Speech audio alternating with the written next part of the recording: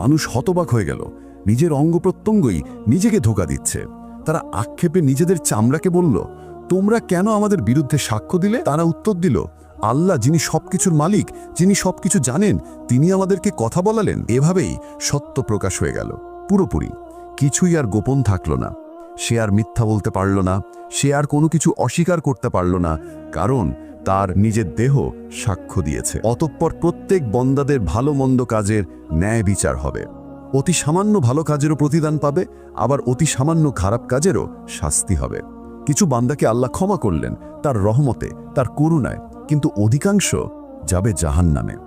আদম সন্তানের প্রতি 1000 জনের মধ্যে 999 জন যাবে জাহান্নামে। এভাবেই সমস্ত হিসাব শেষ হলো। এবার আসলো বিচ্ছেদের সময়। মানুষকে লোহার শিকল গলায়, হাতে এবং পায়ে পরিয়ে দিয়ে ভেড়ার পালের মতো টেনে নেওয়া হচ্ছে জাহান্নামের দিকে। তারা কাঁদছে, মিনতি করছে, ইয়া রব, আমাদের আরেকবার সুযোগ দাও, আমাদেরকে দুনিয়ায় ফিরিয়ে দাও, আমরা নিজেদের ঠিক করব, সৎ পথে চলব, আপনার আদেশ পালন করব, আমরা ভালো হয়ে যাব। কিন্তু না, অনেক দেরি হয়ে গেছে, এখন আর এমন সুযোগ নেই। ফেরেশতারা তাদেরকে টেনে নিয়ে যাচ্ছে নিষ্ঠুরভাবে। চলো, এটাই তোমাদের জায়গা। এরপর এলো সেই মুহূর্ত। ঘোষণা হলো, এবার সবাইকে সিরাত সেতু পার হতে হবে। এক ভয়ঙ্কর সেতু বিস্তৃত হয়েছে জাহান্নামের উপর দিয়ে। হ্যাঁ, এটাই সিরাত সেতু। এ সেতু চুলের থেকেও সূক্ষ্ম, তরোয়ালের থেকেও ধারালো। তার নিচে দাউ দাউ করা আগুন, কালো ধোঁয়া আর তীব্র গন্ধ। যতদূর চোখ যায় শুধু আগুন আর আগুন। তাদের এই সেতু অতিক্রম করতেই হবে। কিন্তু কিভাবে?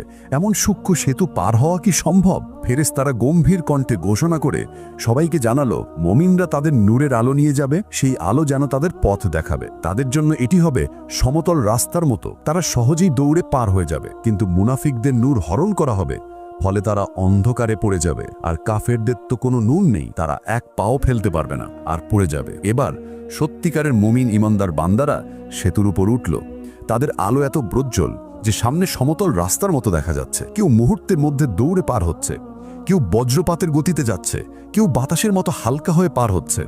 তারা কাঁদছে, আল্লাহর কাছে শুকরিয়া আদায় করে, আলহামদুলিল্লাহ, আপনি আমাদের বাঁচিয়ে দিলেন। কিন্তু সেতুতে উঠল কিছু মুনাফিক মানুষ, যারা জীবনে ইমানের মুখোশ পড়েছিল। তাদের আলো একটা সময় জ্বলে উঠল, হঠাৎ আবার নিভে গেল। এখন তাদের চারপাশ ঘোর অন্ধকার। তারা হোঁচটু খেতে খেতে ডাকছে, হে মুমিনরা, একটু আলো দাও, আমাদেরও পথ দেখা দরকার। মুমিনরা উত্তর দিল, আজ আর কোনো আলো নেই, সেই আলো তোমরা দুনিয়াতেই তৈরি করতে পারতে, সৎকর্ম আর নামাজ দিয়ে। ফলে তারা ভয় আর আতঙ্কে সেতুর উপর স্থির দাঁড়িয়ে থাকতে থাকতে হঠাৎ এক প্রবল বাতাসের ধুমকা হওয়া তাদের ফেলে দিল নিচে জাহান্নামের গভীর আগুন।